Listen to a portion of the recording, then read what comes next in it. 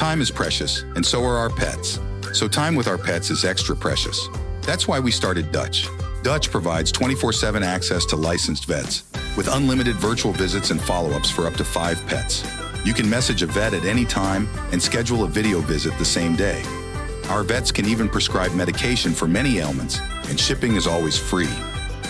With Dutch, you'll get more time with your pets and year-round peace of mind when it comes to their vet care. Greetings, everyone. Laszlo Montgomery here with you once again for another Episodio Especial. This is the China History Podcast, and I have with me today author Mr. Scott Crawford. Some of you are already familiar with Scott's work. His books include the novel Road Centurian, a work of nonfiction on the Han-Xiongnu Wars, 133 BC to 89 AD, and hot off the press from one of the world's top publishing houses, Earnshaw Books, is The Phoenix and the Firebird, which he has co-authored with Alexis Kossiakoff. And we're going to talk about all 3 titles today and a whole lot more. Scott Forbes Crawford, welcome to the CHP. Well, thank you so much, Laszlo. It's a pleasure to be here. You have such a wonderful show, and it's an honor to be a guest today. Nali. So you were born in D.C. and moved to Tokyo when you were 8. So tell me about this exciting life you've led, living outside the United States. Yeah, that experience moving to Japan when I was 8 years old really proved momentous. I spent 3 years there, so in some senses not such a long time, but during really formative years for me. And I can say that time changed the course of my life. I think it ignited a desire in me to explore kind of foreign worlds, new lands and cultures, and really to kind of to tell stories about the contact between different worlds. And I think that became a real theme underlying a lot of my writing later on. And I found it a really kind of enjoyable challenge to observe Japanese culture. It's so complex.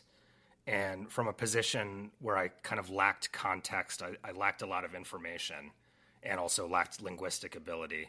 But I had to kind of find a way to interpret what I was seeing. And I came to really enjoy that. And I think that was good training to become an author. And I think it was also very good training for me when I moved to China as a student, a university student. So, and ever since, China's really been in my blood. Where did you study in China? At Beijing Shifan Daxue. So I was right in Beijing at the Beijing Normal University for 1 year. Very nice. Well, we have a lot to cover. Let's start with the Han-Xiongnu Wars. Where did the Xiongnu originally come from, and how big was their empire at its peak? So this is an answer I'm probably going to give you many times today, and that is their origins are inconclusive, shrouded in mystery. But I think we can roughly say they came from Mongolia. They were the sort of genetic evidence indicates that they were descendants of what's called the slab grave culture of Mongolia. And, kind of the contemporaneous speculation about it by Sima Chen, the author of the Records of the Grand Historian. He had his own view, which was that they were descendants of someone named Chunwei, who was himself a descendant of the founder of the Xia Dynasty, that semi-legendary dynasty. That's probably not true, but it was, it's certainly an interesting theory. And in terms of the kind of the landmass the Xiongnu controlled, at its peak, it spanned Siberia to kind of Xinjiang, and almost certainly kind of maintained suzerainty over other areas, kind of had sort of satellite control of other kingdoms who were either clients or vassals to them in the region, along the northern and western borderlands of China. When did the Xiongnu first start showing up on China's radar? Who had to deal with them first? So there again, in the earliest days, it's speculative. Very likely they served as mercenaries to various Chinese kingdoms during the Warring States period. When they really definitively enter the record is with the Qin invasion of their homeland, the Ordos, which is the region in northern China today, kind of bounded by the loop of the Yellow River. And so in 215 BC, the Qin, kind of newly united as an empire, invaded the Ordos. They were especially interested in that area because it was such a lush pasture land for raising horses, and horses are so critical to the ability to make war at this time. And kind of China's horse stocks and pastures were pretty mediocre. So that was one reason they mounted this invasion, led by a general named Meng Tian in 215 BC. That was a success. They managed to drive out the Xiongnu to the northeast and held that territory until the Qin collapsed. And kind of amid that chaos, the Xiongnu kind of recaptured their territory. And ever since, they became a real kind of player in Chinese politics and a thorn in China's side.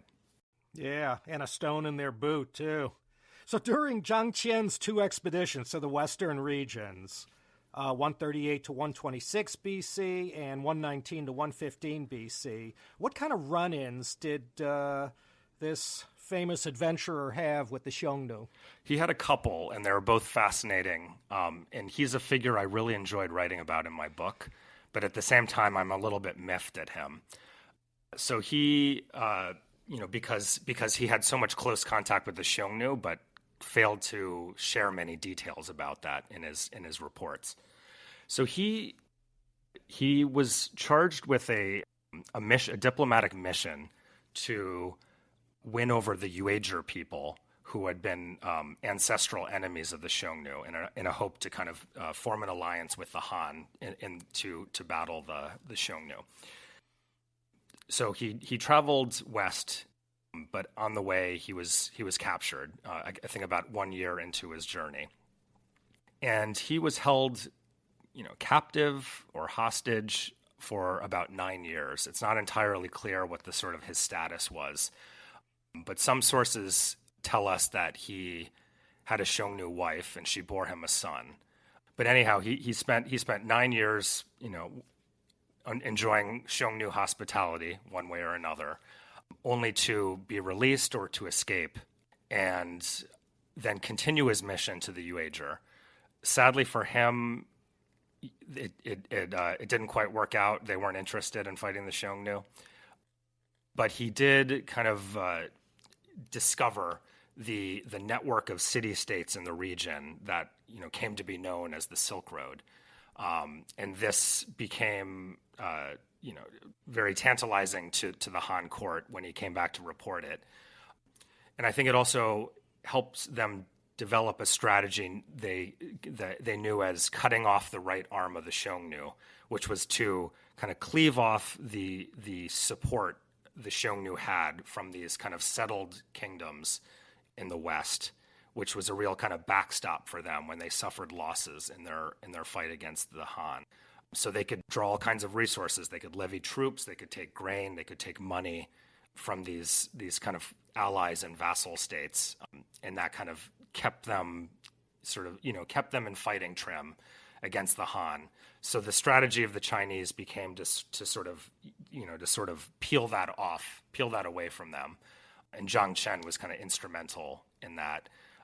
Yeah. Anyhow, so I said I was a little miffed at him. I just it's just such a squandered opportunity because he was up close and personal with the Xiongnu like that, but really shared almost nothing about their kind of daily life. So I'm quite irked with him about that. Well, maybe he thought, 2,000 years from now, who's gonna care about these guys? So besides the assassination of Tiberius Gracchus during a riot incited by his political opponents, what else happened in the year 133 BC? Well, it was a dramatic year for China and for Rome. So since about 200 BC, since the advent of the Han, there was an uneasy peace that held between the two empires of the Xiongnu and the Han. This was through what was called the Marriage Alliance. in which Chinese princesses, though the term was used loosely, were sent to the Xiongnu basically in return as payment or protection money to kind of keep them from attacking China. It didn't exactly work, especially for the Chinese, but in that time it restrained them from going to war against the Xiongnu, I would say at a time when they weren't ready to kind of mount such an operation. But they used that time to stockpile weapons, to gather horses, and generally kind of mobilize for the coming clash with the Xiongnu. So when the Emperor Han Wudi came to power in 141 BC, he was looking for ways to kind of make use of those assets and kind of settle the score with the Xiongnu. And then in 133 BC, they decided they would attempt an ambush of the Xiongnu and try to decapitate them and kind of start and end it with one blow. They lured a Xiongnu force towards the town of Mai in Shanxi province and attempted to sort of claim that a city wanted to go over to the Xiongnu and they could ransack it or control it. And they mobilized a huge number of men, I think it was 300,000, kind of lying in wait to fall on them. But in a way, their concern for collateral damage undid them. So all the farmers in the area kind of cleared out. They knew what was coming and they didn't want to be any part of it. And as the Xiongnu approached Mai, they noticed that all these fields that should have been filled with farmers were empty, and they smelled a rat, and they managed to escape kind of before the Chinese trap could spring. And as a result, the Han missed their opportunity for this decapitating blow, and also lost all element of surprise. So that very clearly put the Xiongnu on notice that their relations with the Chinese had changed, and so now both sides were preparing for war. So anyone familiar with history, they know Modu Chanyu. So besides this powerful leader, did the Xiongnu have any other particularly noteworthy Chanyus? Unfortunately, no one who can rival Modu's kind of color and braggadocio. He was such an incredible character. In his early life, he was held as a hostage to the Yuezhi. He made a daring escape from them, and later on, even as an old man, he was quite a character. I kind of think of him as a lovable scoundrel. He famously sent a saucy letter to the Han Empress Dowager, kind of proposing sexual relations with her. So unfortunately, no one to rival him. But I think the one figure who's pretty well attested and who I really enjoyed writing about was Zhizhi. He was a leader of what became the Northern Xiongnu faction. So there had been a civil war that broke out in 60 BC, and by 53 BC, it kind of resolved into two factions. So two brothers were at war with one another. Zhizhi in his Northern Xiongnu were more powerful. And as a result, this led to something that previously would have been unthinkable, and that's the Southern Xiongnu, defecting or making a treaty with the Han, however you want to view it. And then the tables turned, and so suddenly the Southern Xiongnu were resurgent and had access to Han support and Han allies, and this put the Northern Xiongnu on the run. So Zhizhi went pretty far west. And there he built a fortress, and as a Han and kind of allied army closed in on him, and he ended up having a last stand against the Chinese, against this army. And then so with the kind of the last of his men and even his wives and his concubines, he kind of mounted this last stand and fought valiantly until it all ended with his beheading. And what's notable, over the long course of the Han-Xiongnu War over centuries, he was the only Chanyu to fall in battle. And, to me, I find even though they're kind of lacking details about, his personality, you can kind of glean a lot from the choices he made. And really his underdog status and, almost romantic ending makes him a very compelling figure. Where were the battlegrounds of all the major confrontations between the Han and Xiongnu armies? Did they fight in Mongolia? Was it in the Ordos region, Xinjiang, beyond Xinjiang? Where did they try and defeat each other? All of the above. So the war spanned a huge period of time and space, and there were theaters of battle, kind of scattered all over, the sort of the borderlands, and sometimes even on Chinese territory. One battle, what you could call the first battle of the Han-Xiongnu War was Baideng, and that occurred in Shanxi. And that's also, where the would-be ambush of Ma Yi occurred in 133 BC. Later in the war, when the Han were not so much on the back foot, they kind of took the battle to the Xiongnu. And, one really kind of watershed battle was Mobei in 119 BC. And that was somewhere in the Gobi Desert. The kind of the battleground it's not clear exactly where it was. But at that point, the Han were, well enough resourced that they could mount these expeditionary campaigns into Xiongnu territory. So that kind of spread the sort of the battle space significantly. And then, later in the war, the conflict kind of shifted west, and all these kind of proxy conflicts, became sort of rolled into it. One of those was the campaign against Dayuan in 104 BC.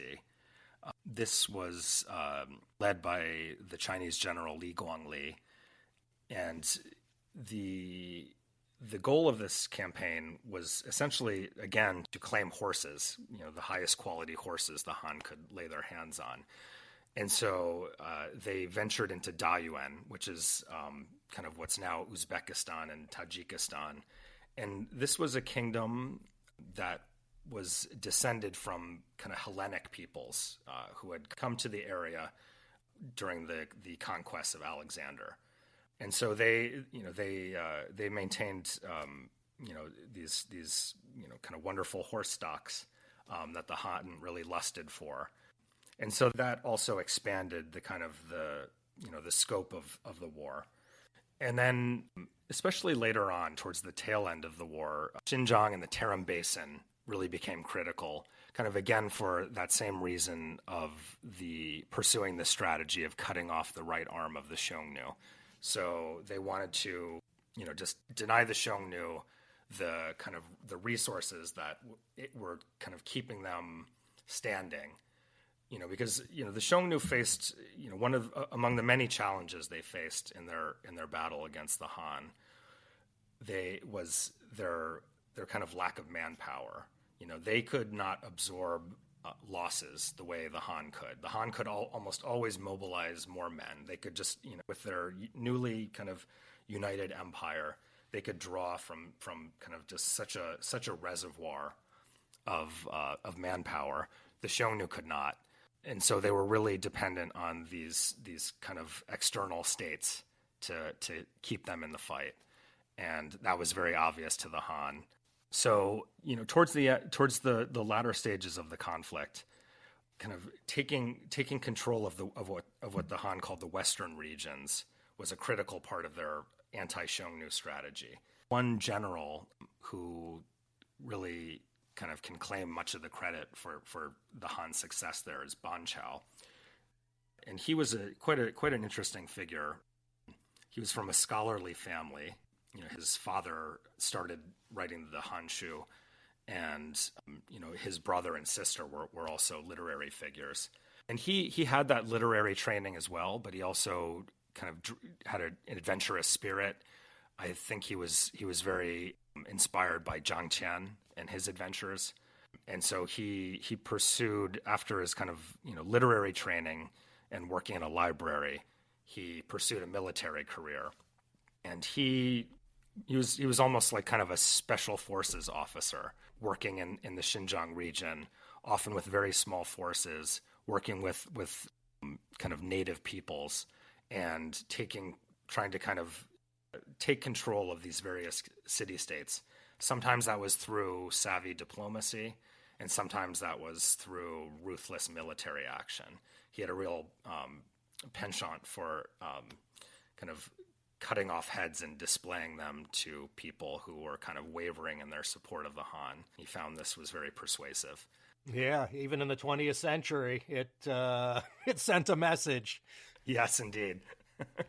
So sort of just to kind of sum up, in the later stages, the kind of the western regions were really where much of the Han-Xiongnu War was fought, and often in kind of somewhat oblique ways, not directly against the Xiongnu, but against sources of Xiongnu support.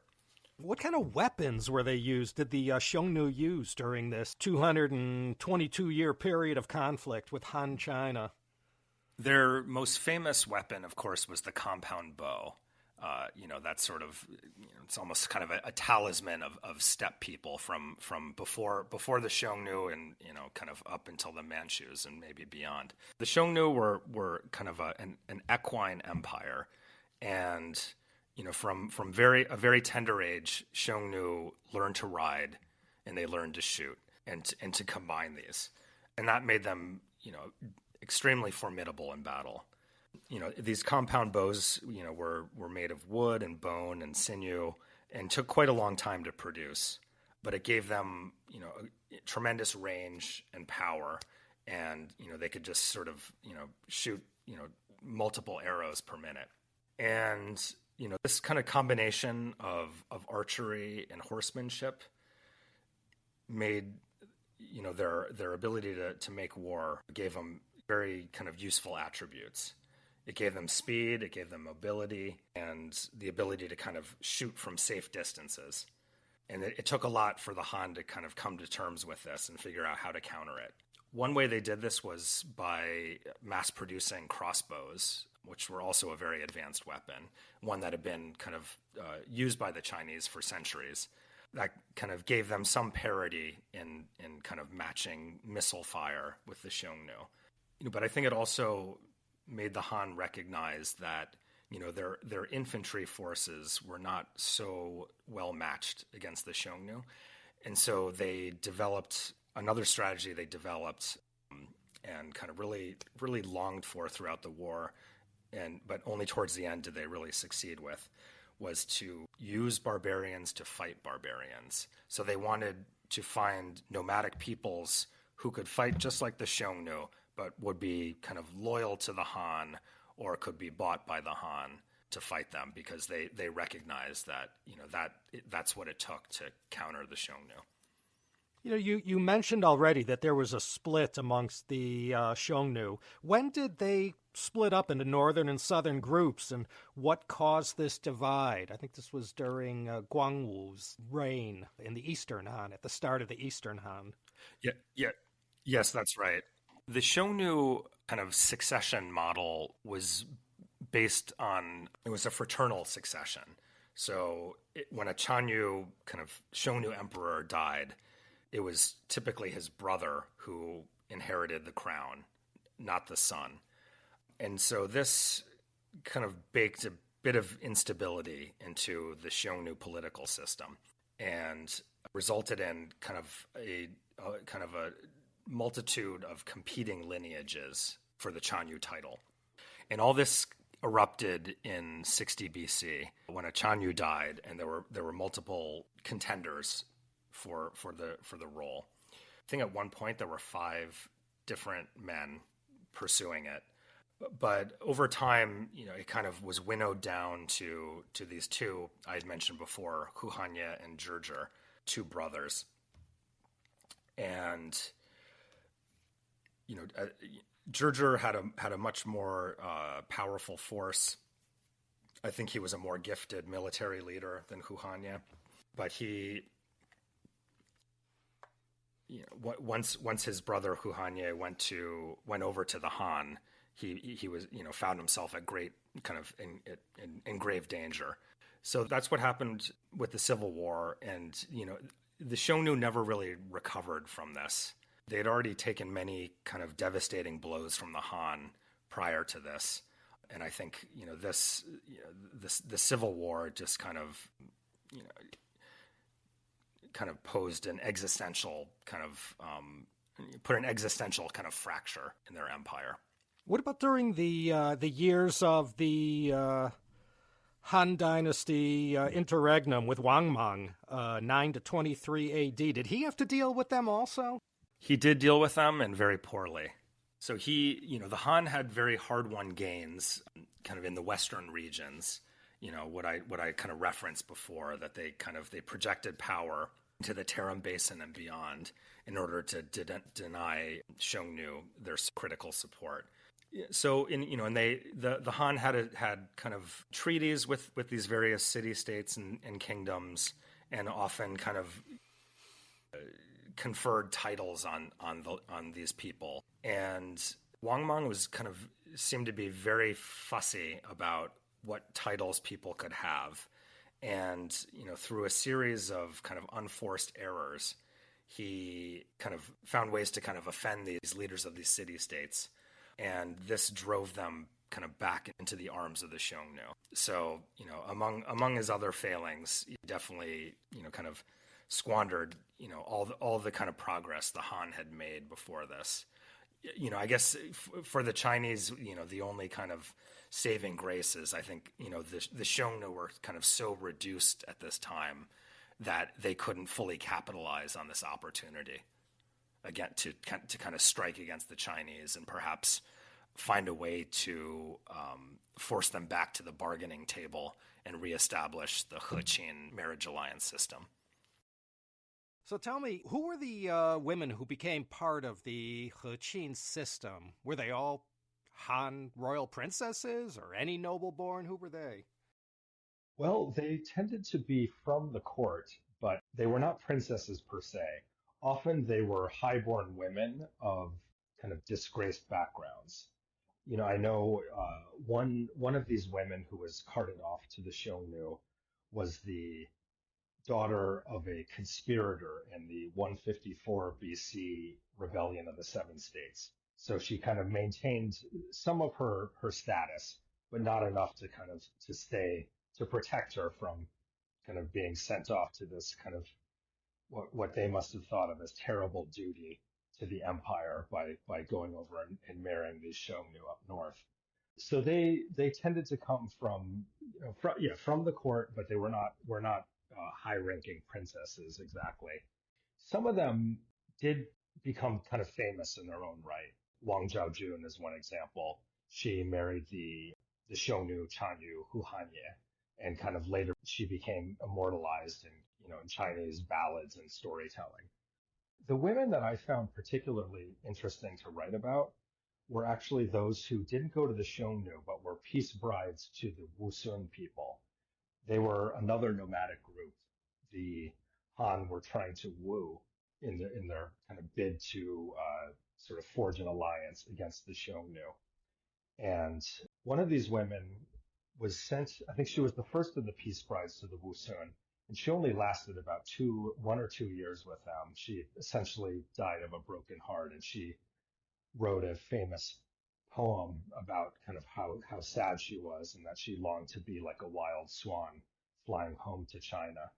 She died kind of under sad circumstances, but then her successor was sent up there, and she cut a very different kind of figure. And she's one of the subjects of a chapter in my book. This was Princess Jieyo. And kind of from the first, she was really seemed to want to make a mark for herself. And she essentially became over time a sort of a Han operative behind enemy lines. So she was feeding information to Han emissaries who would come to visit the Wusun. She was kind of nudging her husband toward the Han banner, all the while kind of vying against this king's Xiongnu wife. So there must have been some kind of interesting family dinners among them. So I really enjoyed writing about her because she just was such a kind of she seemed to be such a sort of a spitfire. She was involved in a conspiracy to murder her husband with some Han supporters, with some Han soldiers. That failed. She was kind of chased by his men and kind of narrowly survived. But she ended up kind of serving the Han Empire for decades until she was finally, I think at age 70, allowed to return to Chang'an, and she did, and died shortly thereafter. But she got to kind of lay down her bones in the place that she had been kind of fighting for in her own way for year upon year. So I really enjoyed writing about her story in this. Time is precious, and so are our pets. So time with our pets is extra precious. That's why we started Dutch. Dutch provides 24/7 access to licensed vets, with unlimited virtual visits and follow-ups for up to 5 pets. You can message a vet at any time and schedule a video visit the same day. Our vets can even prescribe medication for many ailments, and shipping is always free. With Dutch, you'll get more time with your pets and year-round peace of mind when it comes to their vet care. So what finally happened in 89 AD? So again, the Xiongnu were kind of really in a sorry state at this time. We're far from the might of their kind of their heyday during the first decades of the Han. And another civil war had taken place, I think around 46 AD. And so, they were still a divided people, northern and southern.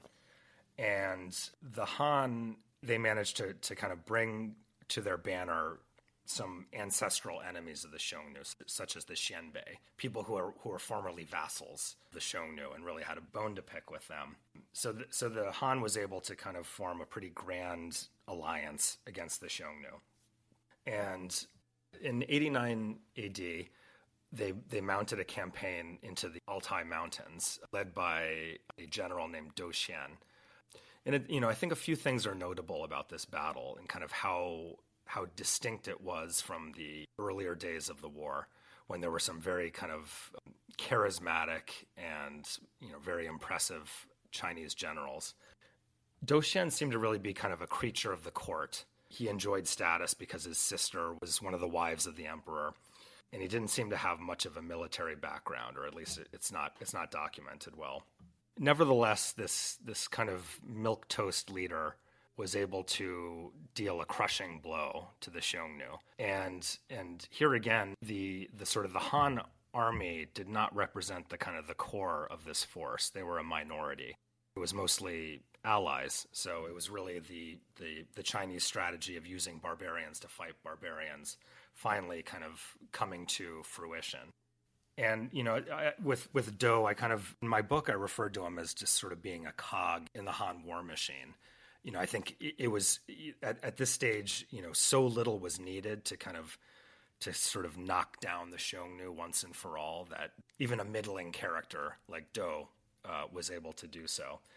So anyhow, in this battle, the Xiongnu were killed in great number and put to flight.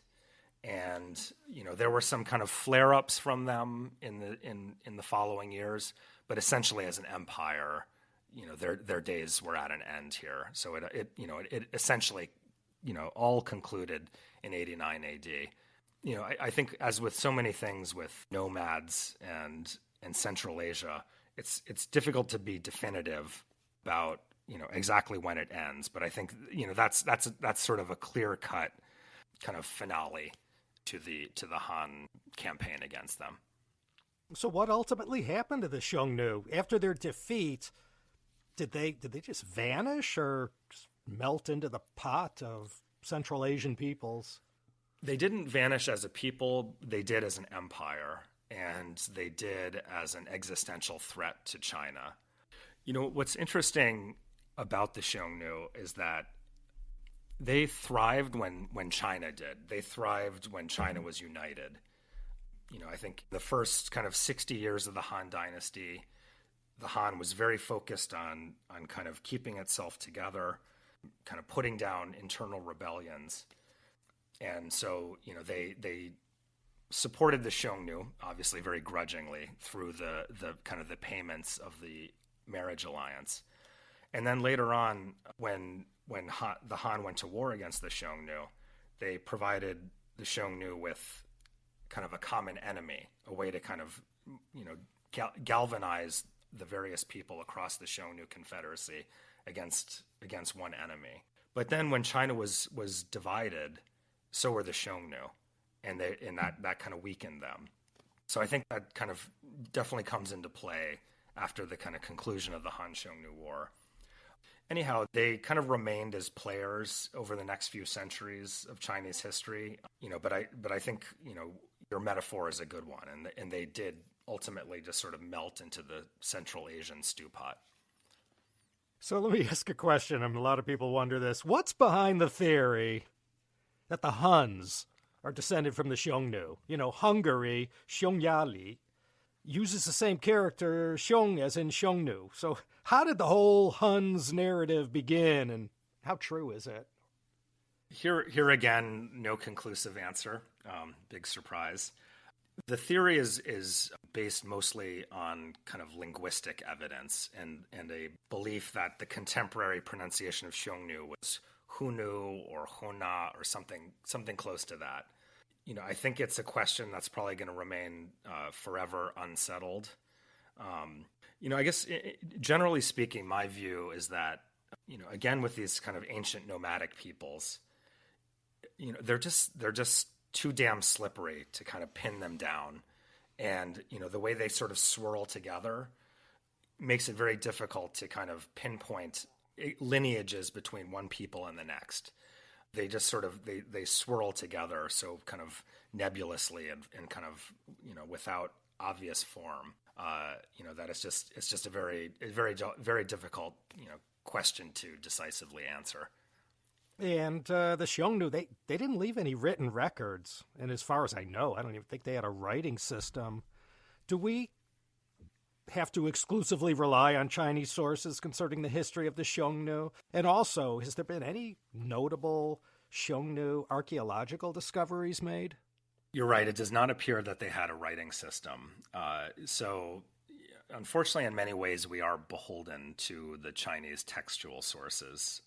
Sima Chen he did kind of write fairly expansively about the Xiongnu, fortunately, but of course that's from limited exposure and with a very obvious bias.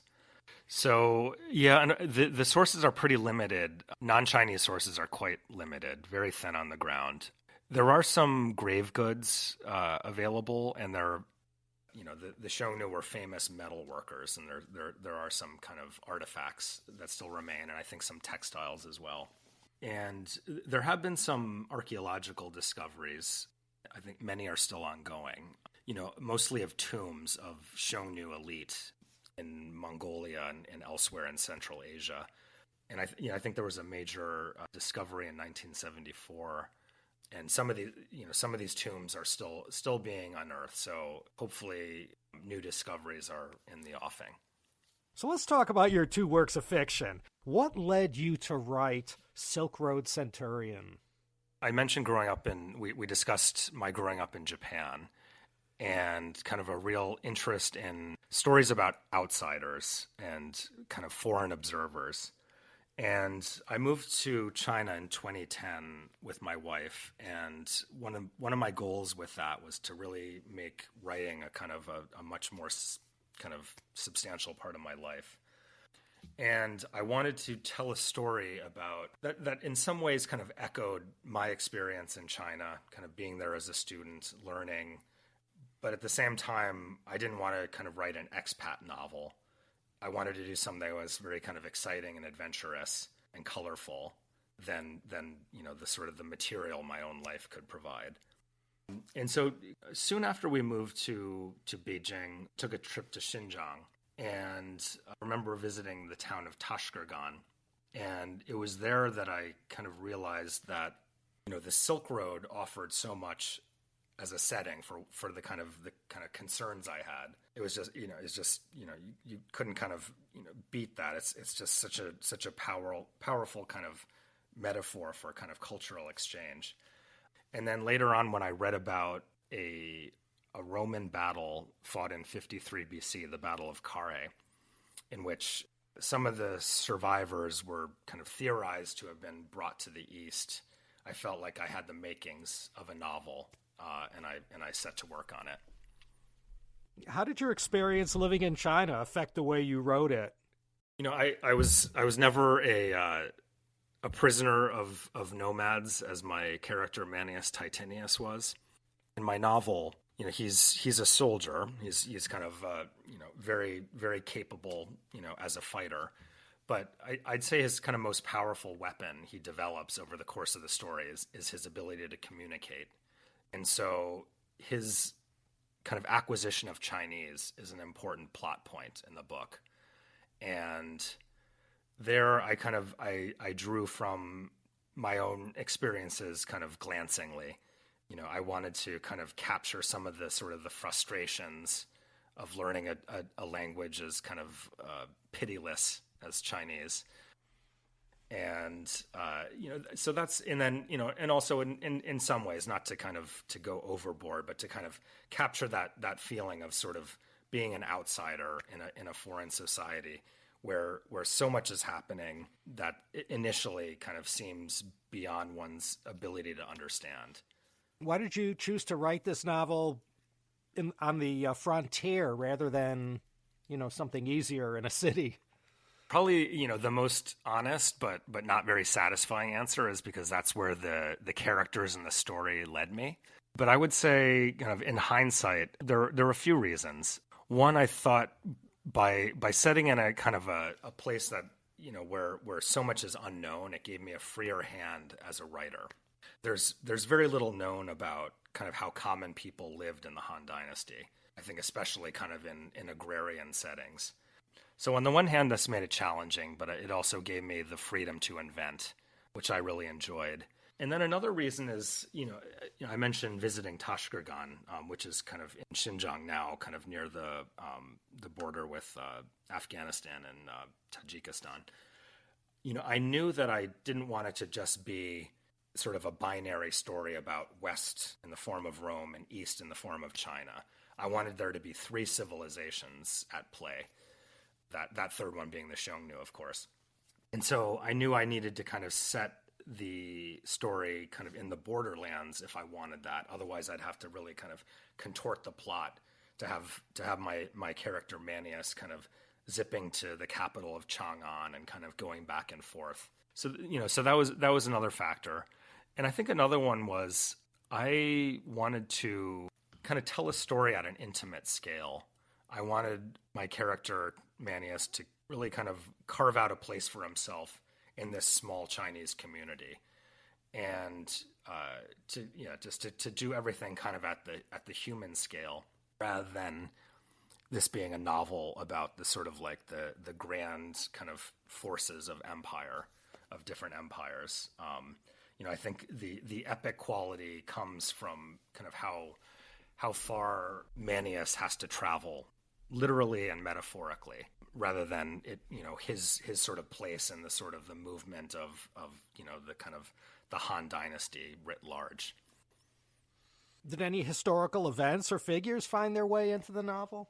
Well, I mentioned the Battle of Carrhae in 53 BC. In short, the answer is the book is almost entirely imaginary. That's the only historical event that plays a part in my book. And there it sort of kind of almost occurs kind of off stage. That was a very kind of earth-shaking event for Rome because at the time Rome was controlled by a triumvirate of three leaders, Julius Caesar, Pompey Magnus, and Marcus Licinius Crassus. And Crassus actually died in battle at Carrhae. So it had incredible reverberations back in Rome. And that's something that Manius kind of muses about, but it's not a central part of the story's action. The other kind of historical events taking place are kind of also in the background, and that's the Xiongnu Civil War.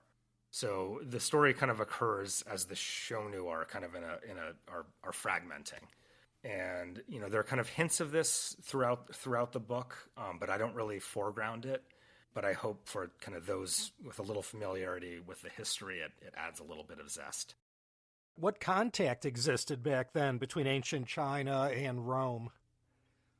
Here, the records are not conclusive. Again, there was certainly trade between China and what they called Daqian, but it happened primarily through intermediaries, such as the Parthian Empire.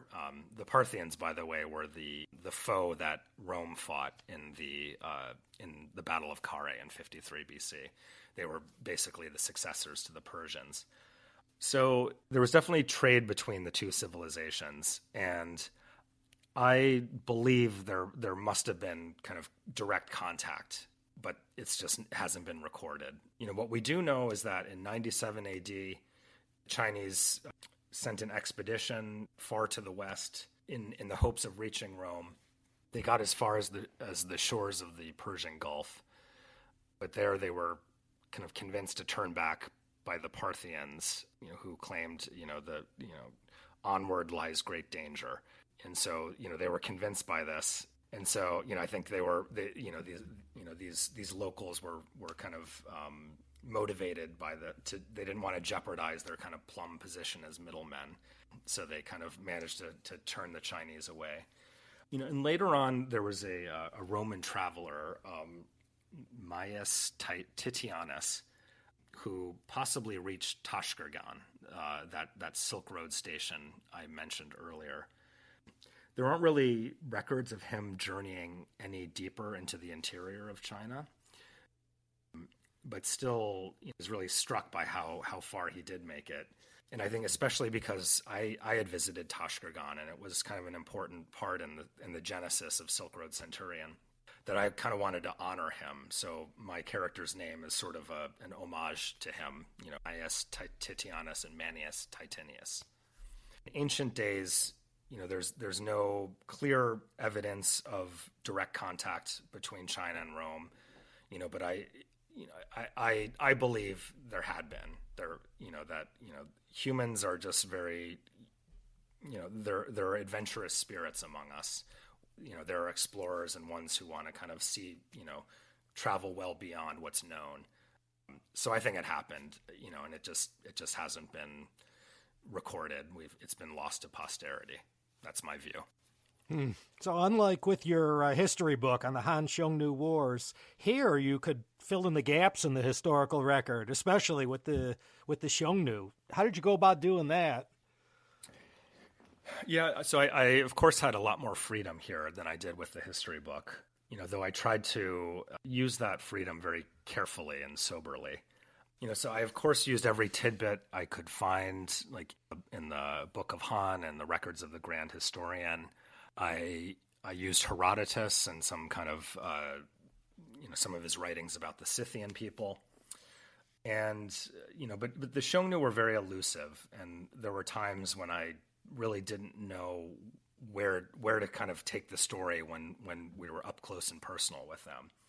I guess what I found as a kind of a beacon through this was Xiongnu religion. So they were animists. They worshipped Tengri, the sky spirit, and some other spirits, kind of forces they perceived. And I believe that that would have such an influence on their worldview. So I kind of tried to read as much as I could about Xiongnu religion and kind of other religious practices of peoples of the area, even if of later times.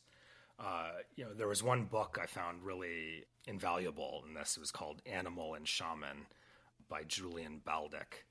Very short, concise, pithy book, but it kind of gave me a lot to work with, both in terms of sort of, I think, Xiongnu psychology and with some details about the specific kind of actions and various religious rites and so forth. And then, of course, kind of as I mentioned earlier, because it was a work of fiction, I could extrapolate and take some material from later nomadic peoples who you could see as descendants of the Xiongnu and kind of incorporate that into my narrative. So I tried to be kind of judicious about these things, but I was also not kind of a zealot about, something, if something occurred, was if there was some cultural practice in 500 AD, I allowed it to kind of also be present in 53 BC. You published that book with Camphor Press. How was it working with John Ross? He was a real big help for me when I was writing my History of Taiwan series. He vetted all my episodes. I'm not an editor myself, but I think I have a sense of what makes a good one. And it's a very kind of delicate balance, I'd say, where someone working with an author in a manuscript, needs to speak out when they're at the points where the writing needs to be improved or can be clarified or kind of redirected. But at the same time, I think an editor needs to be kind of disciplined and safeguard the integrity of the manuscript. And in my case, John he kind of fit this all to a T. I think he understood what the book was trying to do and where it needed to go, and he found ways to kind of help me amplify and kind of deliver what I was pursuing. So, it was an absolute pleasure working with him. Do you listen to his podcast, the one he does with Eric Michael Smith, Formosa Files? I'm a regular listener of Formosa Files. As you mentioned before about John kind of vetting and reviewing your episodes focused on Taiwan, he's such a storehouse of knowledge about Taiwan and insight about it. And I think that really shines through in every episode of Formosa Files. And they have, the sort of the breadth of the shows is just so amazing. Sometimes it's quite wacky, and other times somber, when it's dealing with the 228 massacre and, kind of other weighty topics. So, I think it's the show is just great as a way to kind of gain kind of a really wide ranging kind of education about Taiwan in an entertaining fashion. And if I may, I'd like to mention how I'm kind of using that resource for a project I have underway right now. So John Ross and I discovered that we have a mutual love for old-time radio. These are the kind of mystery and adventure shows of yesteryear, the shows that kind of really enjoyed kind of a real place in the culture for a few decades, only to be kind of pushed to the sidelines by television. And I would say that's quite unfairly pushed to the sidelines, and I think John would agree as well. What's interesting now is that podcasting is allowing this sort of storytelling to be resurrected. And I think that's, that it's a really kind of worthwhile and fun way to tell stories. And John asked me recently to develop a pilot for a dramatized fictional podcast series drawn from Taiwanese history. It's shaping up to be a rip-roaring kind of show. It's an adventure series pitting the various powers of the 17th century who kind of had eyes on Taiwan.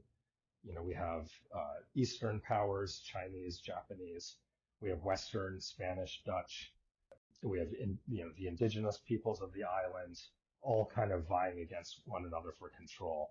And it's just such a joy to research and write this. And, I'm just very thankful to have Formosa Files as a kind of a guide to find my way into and through the history of this. Yeah, John's such a super guy. Yeah, I also share we discussed this. I share his love of old time radio, especially the old mystery and detective dramas. And I subscribe to about 3 or 4 of them. And as a youngin', I used to regularly listen to the CBS Radio Mystery Theater and just loved it and never lost that. And yeah, it's great because podcasting is sort of reviving this whole audio drama format. And I mean, the market is the podcasting market is flooded with so much new content, and some of it is just fantastic. Absolutely. Yeah, I think audio drama just has such a power to kind of immerse the listener into a world. I think in a way that's sort of similar to reading a book, because it engages the mind. You kind of have to create the visuals for yourself.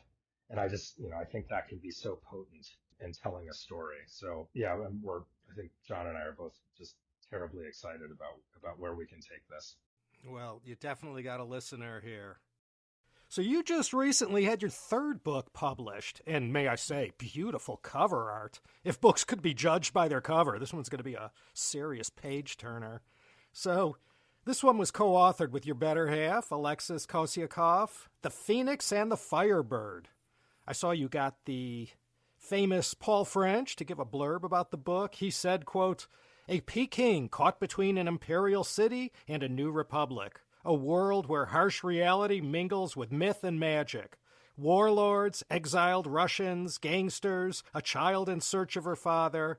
There are worlds within worlds in old Peking, real and imagined. Kossiakoff and Crawford bring them all together into life." Congratulations on that. Thank you very much. We were so deeply honored by that endorsement from Paul French. His book, Midnight in Peking, was such a influence and inspiration to us. I remember when it was published, we were living in Beijing, we read it, and very quickly were keen on kind of walking the same streets Pamela Werner had. I remember I think it was a cold January day. Paul French had kind of released an audio tour, an audio guide, to help a listener kind of move along a route. I remember listening to that and kind of exploring all these little hutong and so forth that were so kind of instrumental to the story. Yeah, and then another time, my father was a huge fan of the book. He visited us in China, and I think it was a highlight for him to kind of walk those streets and kind of follow the case as much as one could today. Yeah, and so our book, it's primarily a children's book, which Midnight in Peking is decidedly not. But still, that French's book was just such a kind of a guide to us in writing about Beijing. Our story is set in 1920, but it's pretty close to, I think his is 1936 and 7. Still very close to it, and especially in the scenes taking place in Beijing and in the Badlands. It was just, such a powerful resource for us. Yeah, and it's just an incredible delight that he, the author of that incredible book, kind of spoke in our favor. So briefly tell us what this novel's about, and share what inspired you and your wife, Alexis, to write it. The Phoenix and the Firebird is a historical fantasy novel. It's set in 1920 in Beijing. And it kind of weaves together Chinese and Slavic folklore. The story is about a 12-year-old Russian girl named Lucy, who had been living in Beijing for a few years as a refugee since escaping the Russian Revolution. In the meantime, her father, who's a Russian army officer, is fighting in the Russian Civil War. He's just sent her a letter saying that at long last he's going to come in and be reunited with her in China. So she travels down to the train station. But when the train kind of wheezes in, it's kind of riddled with gunshots, with bullet holes. There's no sign of her father, only a mysterious scarlet feather. And Lucy learns that her father has been abducted by a notorious warlord who has an army of cutthroats and also has been collecting all sorts of magical beasts and sort of figures from the Chinese and Slavic occult. So Lucy and her best friend, a Chinese girl named Sue, set out to rescue Lucy's father and to stop the warlord's imminent invasion of Beijing. And what inspired us, obviously, is a very fantastical story, but it was inspired by Alexis's family history. So her great-grandfather was an officer in the Russian Tsar's army. And with the coming of the Russian Revolution, he and his family fled to safety to the east into Siberia, and then they made it into China. And they lived there for several years until ultimately emigrating to the United States. And I got to know this army officer's son, my wife's grandfather, quite well. And I would always press him for stories about what it was like growing up in China in the 1920s. And in a little note in the book, we kind of even mentioned that, he made a point of always saying, he was living in Hankou, I guess what's now part of Wuhan. And, whenever there was trouble with warlords, the French were the first to kind of roll out the cannons to fight them. He always made a point of that. But, Alexis was really kind of dedicated to making use of her grandfather's life story in some way in writing. And eventually we decided that, this would make a great project for us to collaborate on. And so, after kind of various incarnations, we settled on making it into a children's novel, and that became The Phoenix and the Firebird. It's quite a departure from Road Centurian, both in terms of writing for a younger audience and the addition of all these fantastical elements. So what led to this decision? A big part of it was that, so much of the kind of the raw inspiration for the book came from her grandfather's kind of tales about living in China. And of course, he was quite young. I think he was 7 years old when he came to first to Harbin. And it kind of made us realize that it would be, to kind of like to honor that sort of origin, we should sort of see China through a child's eyes. And so, the most obvious form for that would be as a children's book. We did change the main character from a boy to a girl, but otherwise, and actually, so the character's name is Lucy, and that was also a member of Alexis's family. She was a cousin of her grandfather who also kind of made the escape from Russia and lived as a refugee in China. And, as for the fantasy elements, at novel length, I'd never written anything with fantasy, but anything with kind of monsters and magic and so forth, but have published a number of fantasy short stories. I think, the thinking there was that, on the one hand, it's something exciting for younger people to kind of latch onto. And I also believe that fairy tales and folklore are really a wonderful way to kind of get at the heart of a culture and kind of come to know its values and concerns. So I think, all those sort of taken together kind of played into the decision. I'm also just sort of a sucker for kind of pursuing kind of writing projects where I have no experience and kind of want to try something new. I'd never written for children before. And so, I thought I'd give it a whirl. So how was the experience of writing a novel with your wife? How did you two make that work? Well, it was it's a question we field very often, and I think it seems kind of ghastly to many people, but it was quite a process of trial and error. And so after a few false starts, we figured out the best way to collaborate would be to kind of sketch out the broad strokes of the book, of the story, and kind of outline it. And then we would take turns drafting. So at any given time, one writer had kind of sole custody of the book, and we would sort of take turns sending it back and forth to one another, rather than sort of sitting side by side and kind of hitting the keys together. And I think we tried that once and kind of saw kind of divorce kind of waiting around the corner. So we would kind of pass it back and forth. And I think, through this process, we benefited because we could manage to sort of play to each other's strengths.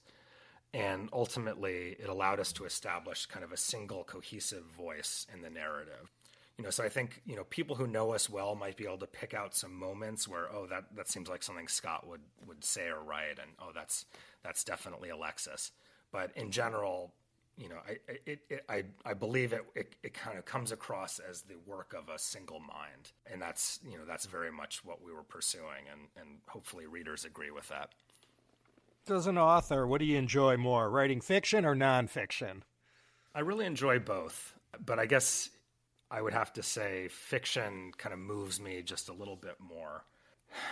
I'd say, first of all, whether you're writing fiction or nonfiction, it involves a lot of creativity, a lot of imagination, and of course, sort of editorial decision-making. But with fiction, I find that kind of creating a world from the ground up is just so bewitching. It's very demanding, it can be extremely frustrating. But to me, it's just it's so rewarding when it happens, when it comes off well. That said, there's a real pleasure in the depth at which one can delve with nonfiction. And the Han-Xiongnu War book kind of sprang out of the research I did for Silk Road Centurion. I wrote Silk Road Centurion first, but I was just so enthralled by the research, and kind of I sensed that this period in Chinese history was just so seminal, and was a real kind of possibly a way to kind of unlock an understanding about China, that I felt like I had to kind of go back in and to do it in a new way and with a different lens, with nonfiction. So, that too was deeply enjoyable. But if I had to choose one or the other, I think fiction, and especially historical fiction, are kind of, really what where my heart belongs. Does your background writing fiction influence how you approach nonfiction, such as with the Han-Xiongnu War book? I would say it does. My goal, whether fiction or nonfiction, is not so much to explain, but to immerse. I want my readers to hear, smell, feel the environment that they're in. And, when it's even when I'm writing about historical figures, to do that as much as I can. I made the Han-Xiongnu War book kind of a mosaic of chapter-length biographies, in that spirit. Often it was very challenging just because I was confined to sort of what the historical sources can offer. But still, I tried to kind of depict this really complicated conflict through various individuals' experiences. And, that appeals to me kind of as a storyteller. And, I also thought it might help readers who are not so familiar with Chinese history to kind of gain an easier, kind of firmer grasp on these events, to go in and look at something massive at a very small human scale just seemed, that much more accessible. You've made a life for yourself in Japan. Why have you written so much about China? Are there other areas of the world which interest you as a setting or subject for your work?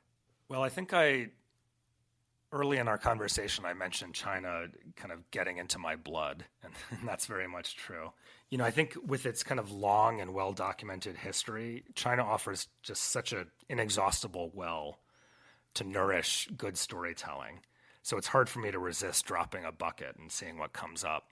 And, I think as a reader, I'm often drawn to fiction, written about a place through the perspective of an outsider. And, despite, living in China for 13 years, I'm very much an outsider. And so, I think that kind of really kind of drives me to write about China often. A lot of what I've written about has dealt with China and its kind of relationships with its neighboring peoples. And I'm kind of more and more becoming interested in those areas kind of Central Asia, writing about them without that tether to China.